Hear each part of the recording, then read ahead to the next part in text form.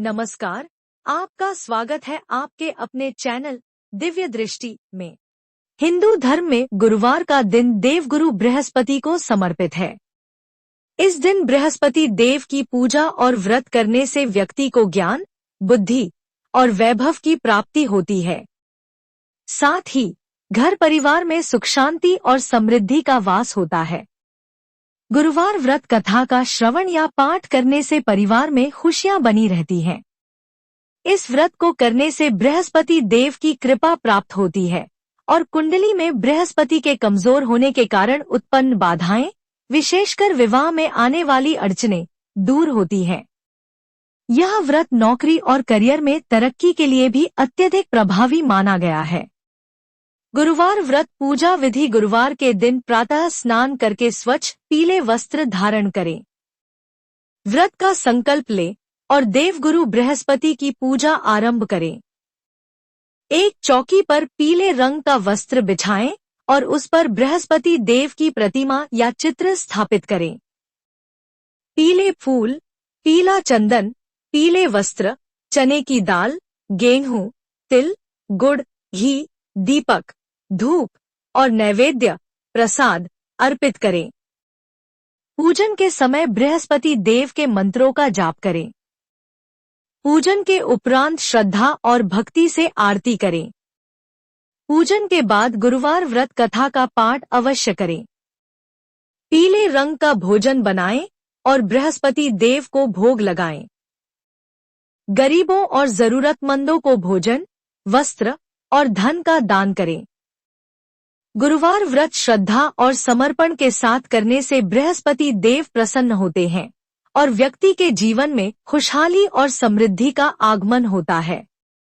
श्री बृहस्पतिवार व्रत कथा: भारतवर्ष में एक प्रतापी और दानी राजा राज्य करता था। वह प्रतिदिन गरीबों और ब्राह्मणों की सहायता करता था, परंतु उसकी रानी को यह बात बिल्कुल पसंद नहीं थी। वह न गरीबों को दान देती और न ही भगवान की पूजा करती थी। वह राजा को भी दान करने से मना करती थी। एक दिन राजा शिकार के लिए जंगल गए। रानी महल में अकेली थी। उसी समय बृहस्पतिदेव साधु के वेश में भिक्षा मांगने के लिए राजा के महल में आए। रानी ने भिक्षा देने से मना करते हुए कहा, हे साधु महाराज, मैं तो दान पुण्य से परेशान हो चुकी हूँ। मेरा पति सारा धन लुटा देता है। मेरी इच्छा है कि हमारा धन नष्ट हो जाए, जिससे यह सब बंद हो जाए। साधु ने कहा, देवी, धन और संतान तो सभी चाहते हैं। यदि आपके पास अधिक धन है तो भूखों को भोजन कराओ, प्यासों के लिए पानी की व्यवस्था करो, यात्रियों के लिए धर्मशालाएं बनवाओ और गरीब कन्याओं के विवाह कराओ। इन सब कार्यों से आपका नाम लोक और परलोक में फैलेगा। लेकिन रानी पर साधु के उपदेश का कोई प्रभाव नहीं पड़ा। उसने कहा, महाराज, आप मुझे समझाने का प्रयास न करें। मैं ऐसा धन नहीं चाहती जिसे हर जगह बांटना पड़े। साधु ने उत्तर दिया, तथास्तु। यदि ऐसा ही चाहती हो तो बृहस्पतिवार को घर को लीपना, पीली मिट्टी से सिर धोना और भट्टी चढ़ाकर कपड़े धोना। ऐसा करने से तुम्हारा सारा धन नष्ट हो जाएगा। इतना कहकर साधु अदृश्य हो गए। रानी ने साधु की बातें मानी। केवल 3 बृहस्पतिवार के भीतर उसका सारा धन नष्ट हो गया। स्थिति यह हो गई कि राजा का परिवार भोजन के लिए तरसने लगा।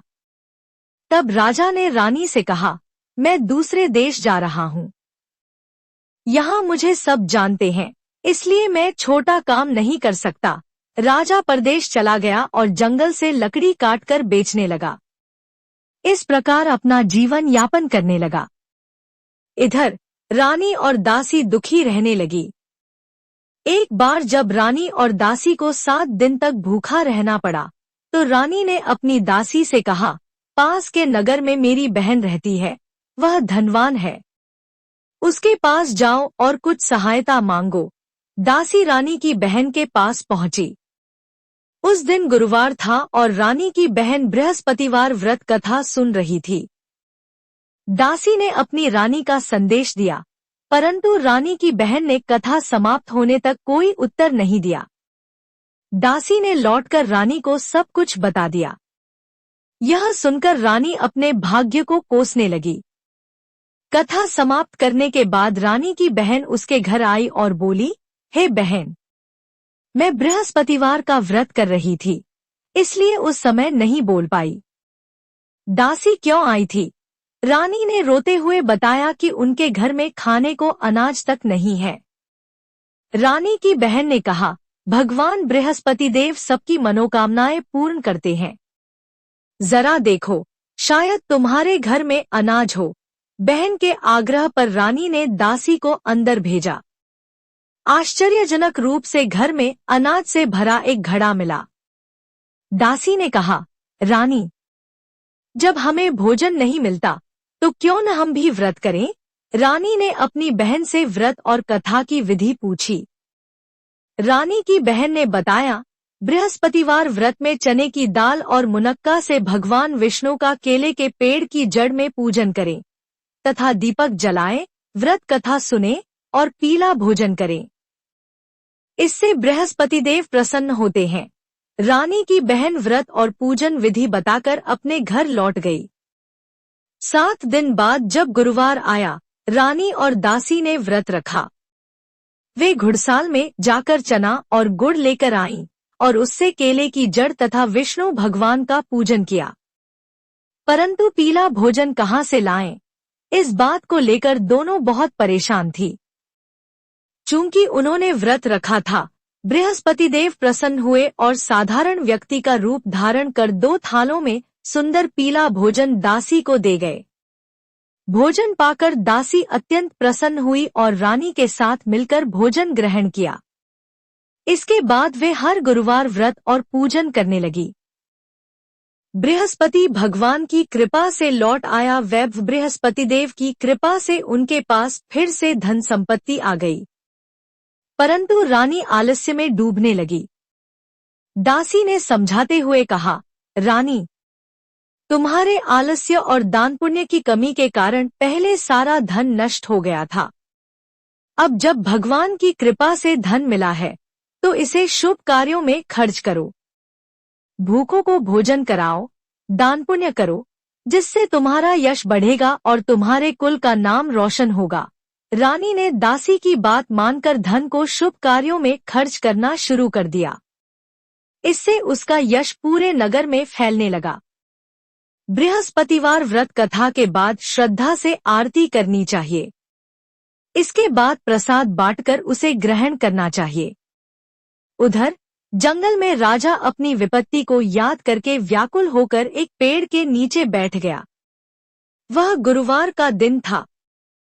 तभी बृहस्पति देव साधु के वेश में प्रकट हुए और बोले, हे लकड़हारे, इस सुनसान जंगल में चिंतामग्न क्यों हो? राजा ने हाथ जोड़कर प्रणाम किया और अपनी दयनीय दशा बताई। साधु ने कहा, तुम्हारी स्त्री ने बृहस्पति भगवान का निरादर किया है, जिससे तुम्हारी यह हालत हुई है। अब चिंता छोड़ो और बृहस्पतिवार को व्रत और कथा करो।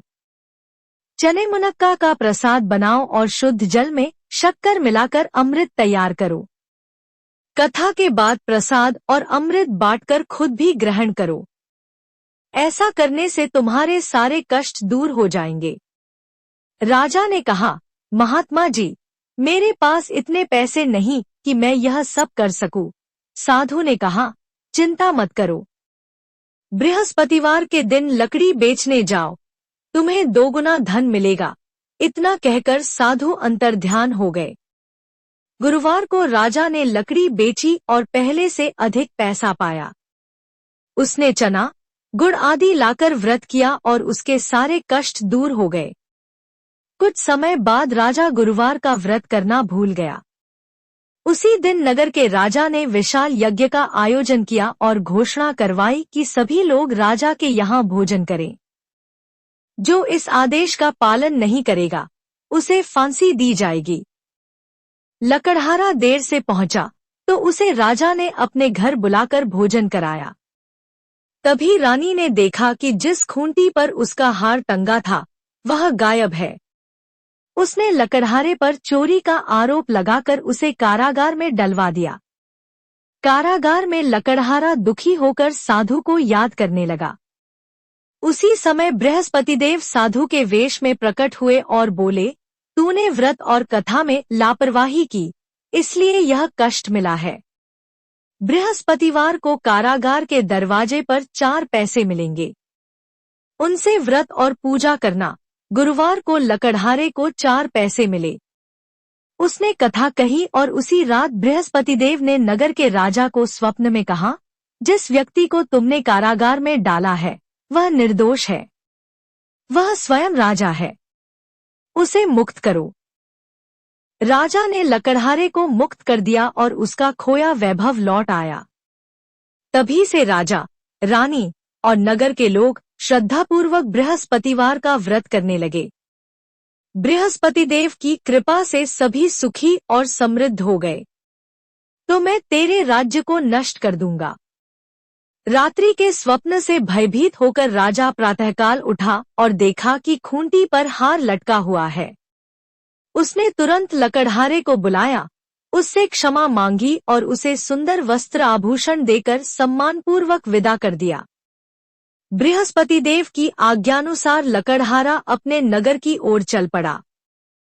जब राजा अपने नगर के निकट पहुंचा, तो उसने नगर को पहले से अधिक समृद्ध पाया। जगह जगह बाग, तालाब, कुएं, धर्मशालाएं और मंदिर बने हुए थे। यह देखकर वह आश्चर्यचकित हो गया। उसने नगरवासियों से पूछा, यह सब किसका है? लोगों ने उत्तर दिया, यह सब रानी और उनकी दासी का है। राजा यह सुनकर विस्मित हुआ और क्रोधित भी।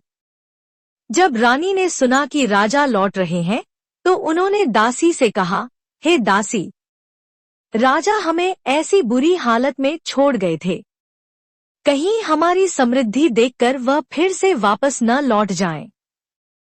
इसलिए तुम दरवाजे पर खड़ी हो जाओ।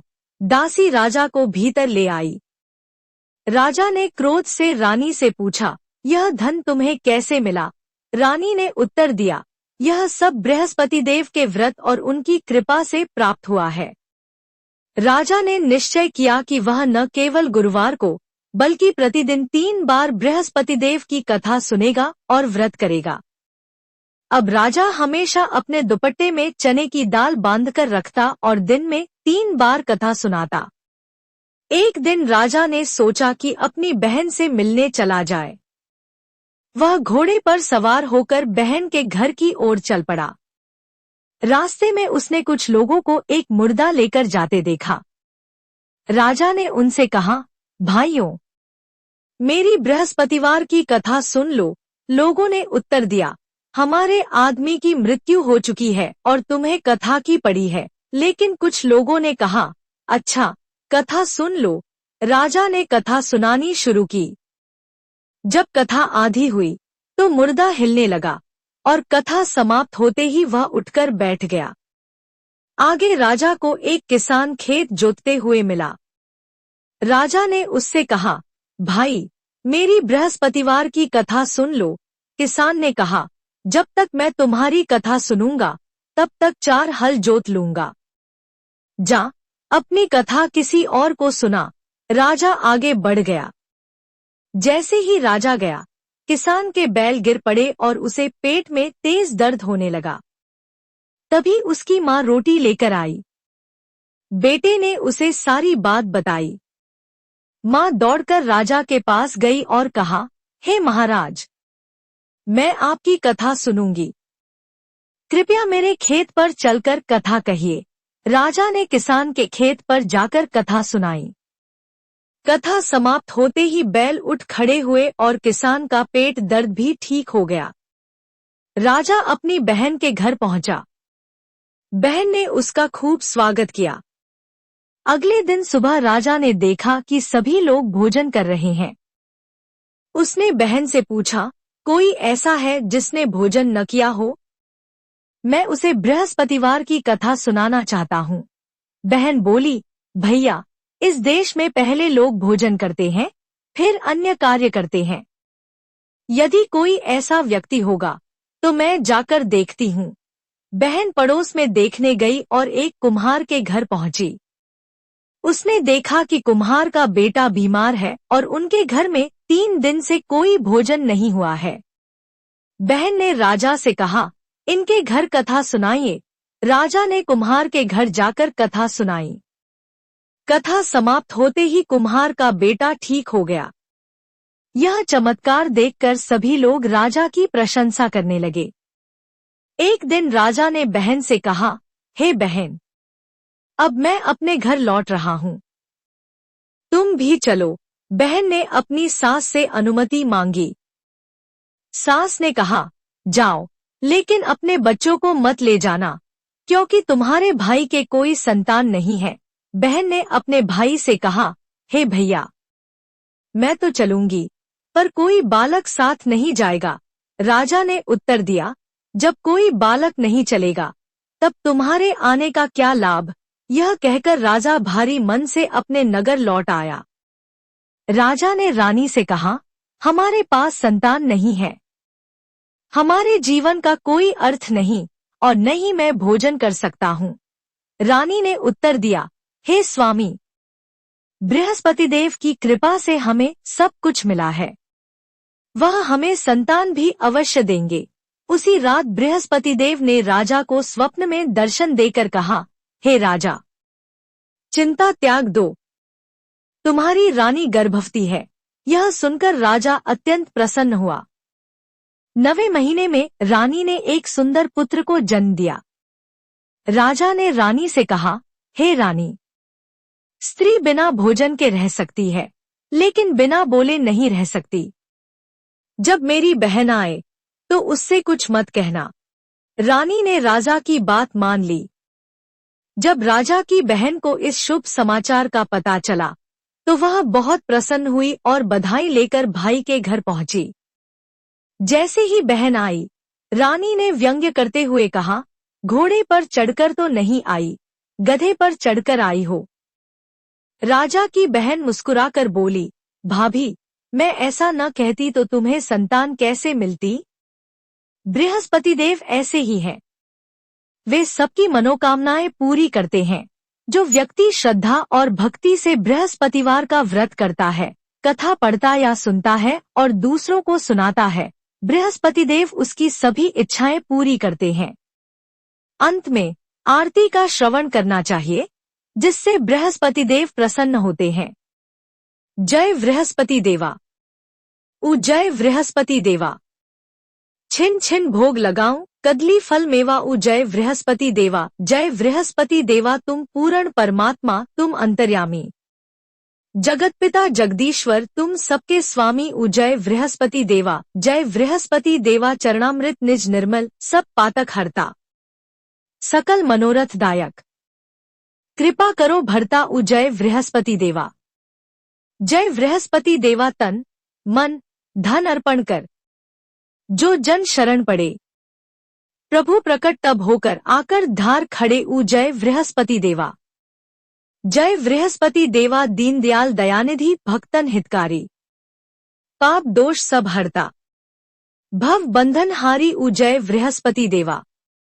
जय बृहस्पति देवा, सकल मनोरथ दायक, सब संशय हारो, विषय विकार मिटाओ, संतन सुखकारी। जय बृहस्पति देवा। जय बृहस्पति देवा, जो कोई आरती तेरी प्रेम सहित गावे, जेठानंद आनंद कर सो निश्चय पावे। जय बृहस्पति देवा। जय बृहस्पति देवा, सब बोलो विष्णु भगवान की जय, बोलो बृहस्पति देव भगवान की जय। इस वीडियो को लाइक करें और जो लोग हमारे चैनल पर नए हैं वे चैनल को सब्सक्राइब करना न भूलें। धन्यवाद।